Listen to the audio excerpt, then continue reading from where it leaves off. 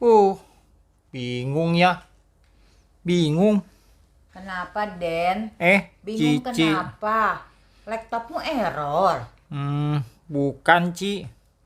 Barusan temen Dendi ngabarin kalau papa dan mamanya kena corona yang baru.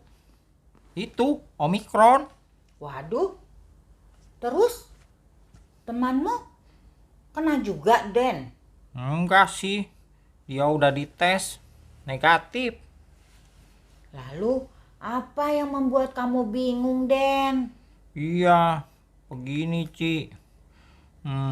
Papa mama temenku kan orangnya baik.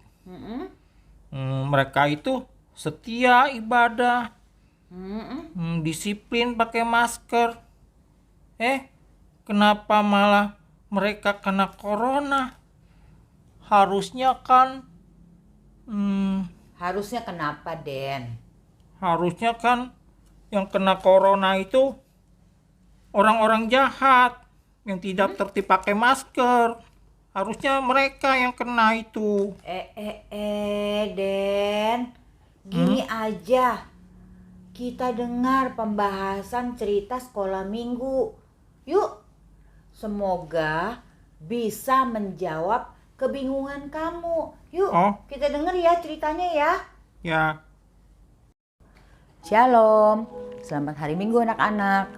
Pagi hari ini kita kembali mau mendengarkan firman Tuhan, memuji nama Tuhan. Mari kita berdoa. Bapa dalam surga, terima kasih kalau pagi hari ini kami anak-anakmu mau beribadah, mau mendengarkan firman Tuhan, mau memuji namamu ya Bapak. Kiranya Tuhan yang memimpin kami, Tuhan yang menyertai kami. Berfirmanlah Tuhan, kami anak-anakmu siap mendengarkannya. Dalam nama Tuhan Yesus kami mengucap syukur, amin. Yuk kita mau menyanyi mengikut Yesus.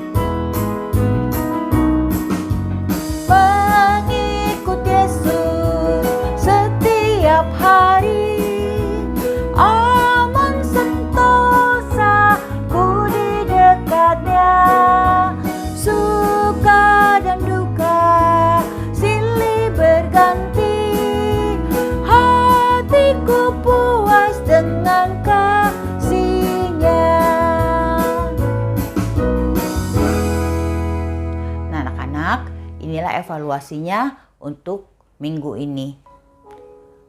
1. Pada tahun pemerintahan keberapakah Raja Nebukadnezar bermimpi menggelisahkan? 2. Siapakah yang tidak bisa menjelaskan dan mengartikan mimpi raja? 3. Apa akibat tidak bisa mengartikan mimpi raja? Nah anak-anak, diisi ya setelah mendengarkan cerita nanti. Dan ayat hafalannya untuk pagi hari ini terambil dari Kisah Para Rasul 22 ayat 15. Bersukacitalah dalam pengharapan, sabarlah dalam kesesakan, dan bertekunlah dalam berdoa. Sekali lagi anak-anak, Kisah Para Rasul 22 ayat 15. Bersukacitalah dalam pengharapan, sabarlah dalam kesesakan, dan bertekunlah dalam berdoa. Dihafal ya anak-anak. Anak-anak, masih ingatkah cerita kemarin? Wah, ini makanan raja. Enak-enak ya anak-anak. Tetapi ingat, Daniel dan kawan-kawannya memutuskan untuk tidak memakannya karena mereka tahu kalau itu bertentangan dengan firman Tuhan. Dan setelah mereka diuji selama 10 hari anak-anak, ternyata mereka lebih gemuk dan lebih segar. Dan raja sangat menyukai mereka karena mereka pandai. Wah, luar biasa ya. Karena kenapa? Karena Tuhan kasih kepandaian 10 kali lipat kepada mereka. Nah anak-anak, pada pemerintahan yang kedua dari Raja Nebukadnezar, kalau yang pertama itu dia mengepung Yerusalem. Sekarang masuk tahun kedua, dia memerintah negeri Babel. Suatu kali raja bermimpi dan di dalam mimpinya membuat dia menjadi gelisah. Ya, dia sampai bolak-balik ya di tempat tidurnya. Aduh, dia pikir, apa sih ya mimpi ini? Ya, apa sih ini mimpinya gitu ya. Dan dia terbangun. Aduh, akhirnya dia pun gak bisa tidur lagi. Ya, maka pada subuh-subuh harinya dia panggil orang-orang yang berilmu, ahli jampi-jampi. Ya, jampi-jampi itu orang yang seperti dukun-dukun gitu ya anak-anak. Terus ahli sihir ya, bahkan orang kasdim. Nah, orang kasdim itu orang yang bijaksana. Daniel dan kawan-kawannya termasuk orang kasdim. Tetapi di peristiwa ini Daniel dan kawan-kawannya tidak dipanggil ya, karena raja udah tahu kalau yang sulit-sulit itu urusannya pasti Daniel dan kawan-kawannya ya. Tapi kalau cuma mimpi, udah gak usah lah, kasih ke yang lainnya aja gitu ya anak-anak ya. Nah, mereka dipanggil tuh yang tadi ya, yang orang kasdim, ahli sihir ya, ahli jampi-jampi ya, mereka dipanggil. Untuk apa anak-anak? Untuk menebak mimpi Raja Nebukadnezar yang menggelisahkan tadi malam dan untuk menjelaskannya anak-anak. Nih, dengar ya semuanya ya. Semalam aku bermimpi, tetapi mimpi itu membuat aku nggak damai, ya, gelisah, nggak bisa tidur, ya, dan aku gimana gitu rasanya. Lalu orang-orang pandai itu dan orang-orang jampi itu berkata, silakan diceritakan mimpi itu pada kami raja, gitu ya. Raja berkata, nggak bisa. Kamu orang yang harus nebak mimpi aku itu apa. Kamu orang yang harus tahu. Kalau kamu bisa menceritakannya dengan jelas, maka ada hadiahnya. Hadiahnya luar biasa. Tapi kalau kalian gak bisa menceritakannya dengan baik, aku akan penggal-penggal kalian. Rumah kalian juga aku rubuhkan.